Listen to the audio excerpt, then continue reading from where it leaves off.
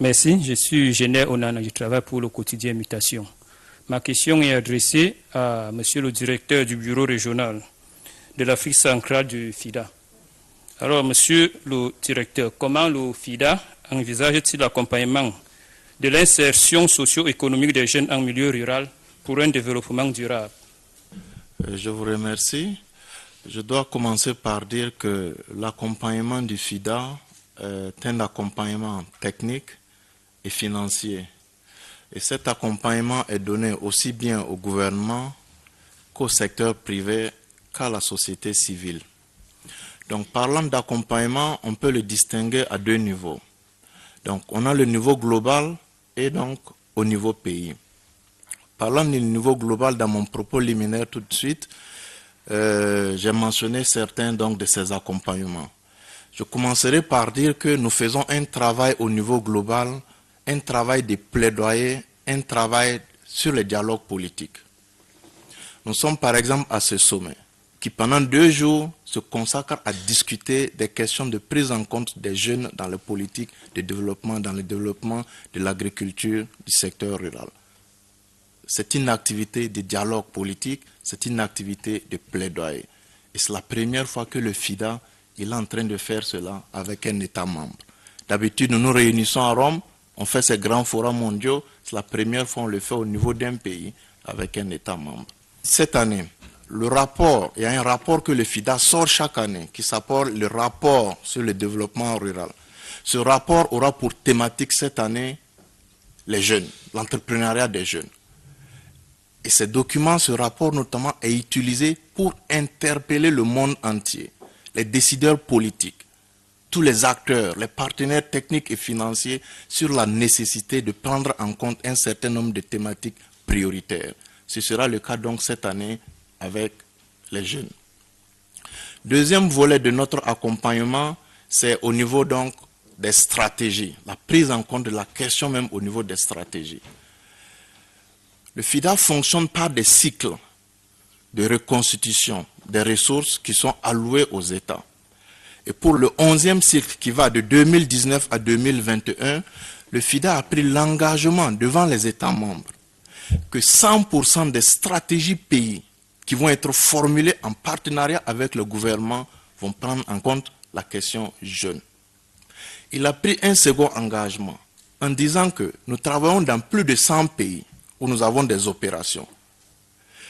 Les nouveaux projets qui vont être formulés sous ces cycles entre 2019 et 2021, ça va représenter environ 3,5 milliards de dollars. Tous ces projets, 50% de ces projets vont inclure la dimension jeune. Donc ça va représenter entre 60 et 70 projets répartis dans le monde. Sur le cycle, dans plus de 100 pays, on a en général 120 projets par cycle. L'autre chose qu'il faut noter, c'est que le FIDA a décidé d'ouvrir sa gouvernance à la participation des jeunes. Ça, c'est récent. En ce sens qu'il s'est dit maintenant, on va mettre en place un observatoire des jeunes qui pourra être consulté, qui pourra donner des avis sur les opérations que le FIDA mène dans les pays. Donc, on a ouvert la gouvernance aux jeunes. Le dernier aspect, c'est le financement. Quelqu'un a dit tout à l'heure que c'était le nerf de la guerre. Donc, jusque-là, qu'est-ce que nous faisons? Nous faisons ce financement à travers les projets et nous touchons les plus petits producteurs. Il y a un milieu manquant que nous appelons le missing middle. Le jeune qui a parlé de son expérience de poulet tout à l'heure disait que, ok, il a eu un premier, un second accompagnement, maintenant il a la capacité de porter 5-6 si on lui donne. Ce missing middle, c'est ce jeune-là. Donc, nous avons créé une fenêtre de financement qui ne va plus aller au gouvernement, qui va cibler le secteur privé d'un certain niveau, pas les tout petits, mais d'un certain niveau, qui pourront bénéficier de financements entre 50 000 $ et 1 million de $. C'est l'exemple de ces jeunes, par exemple.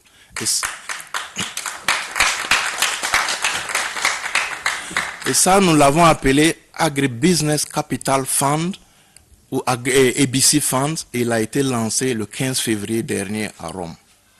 Maintenant, ça c'est au niveau global. Au niveau national, quel accompagnement le FIDA peut donner? Notre accompagnement d'abord dans la préparation des projets. Donc, vous imaginez les équipes qui arrivent, qui aident le gouvernement à formuler le projet, à prendre en compte toutes les questions. Ensuite, quand on prend l'expérience spécifique du PA Jeune, comment se matérialise cette expérience? Il y a eu d'abord l'amélioration de l'offre de formation. Il y avait au Cameroun 23 structures de formations agricoles. Nous avons fait une étude qui a montré que ces structures ne prenaient pas en compte la dimension entrepreneuriale dans leur curricula.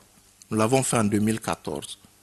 Sur cette base, on a fait l'évaluation des capacités de ces 23 structures et on en est sorti avec un plan de renforcement des capacités pour les transformer en structures d'incubation. Quand on dit incubation, ce n'est pas de la formation technique. Il y a une loi de 2005 ici au Cameroun qui a décrit 13 fonctions qu'une structure d'incubation doit avoir. On s'assure que ces centres-là, désormais, ont un programme de formation calé sur l'entreprise, l'entrepreneuriat, et qui intègre donc ces fonctions telles que la connexion avec le marché, les conseils, ainsi de suite. L'autre aspect, c'est le renforcement des capacités même des jeunes. Dans la salle, vous avez entendu, il disait, we need skill development. We need to develop our skills. Comment est-ce que cela se fait? C'est aussi un autre aspect de ce projet. Et le renforcement des capacités, pas seulement théorique, maintenant on a renversé. C'était dans le temps 80% de théorie et peut-être même pas de pratique ou 20% de pratique. Maintenant c'est devenu 80% de pratique et 20% de théorie avec un accent sur l'entrepreneuriat. Maintenant, une fois les skills obtenus, qu'est-ce qu'il faut? Le financement. Et là encore, le PA Jeune a un mécanisme de financement. Il devait signer pendant ce sommet, je pense que les différents services juridiques au MINADER et à la Société Générale sont en train d'examiner les conventions. Donc, ils vont certainement, avec le ministre ici présent, ils vont passer à une signature où le PA Jeune, grâce à l'action du PA Jeune, il y a une ligne de financement qui va être mise à la disposition de la Société Générale pour pouvoir refinancer donc 11 structures de microfinance pour donner le financement à ce qu'on appelle end beneficiaries, les jeunes. Donc voilà un mécanisme qui est en train d'être fait. Le jeune, quand il a fini son plan d'affaires dans le PA Jeune, il bénéficie de 2 modalités. Un don à hauteur de 50% de son plan d'affaires et un crédit. Et donc ce partenariat avec la Société Générale va permettre de combler, de prendre en charge ce volet crédit. Le dernier aspect au niveau donc concret sur le pays, c'est quoi? C'est comment travailler avec le gouvernement pour améliorer le cadre législatif. C'est important. Doing business. The enabling environment. C'est important. Et donc, dans le cadre du PA Jeune, nous sommes en train de travailler à préparer une loi sur le développement de l'entreprise agro-pastorale. Il existe une loi au Cameroun pour le développement des entreprises de 2005. Le secteur agricole, il est spécifique. Et donc, ensemble avec le gouvernement, nous travaillons à préparer cette loi spécifique à l'agriculture. Merci.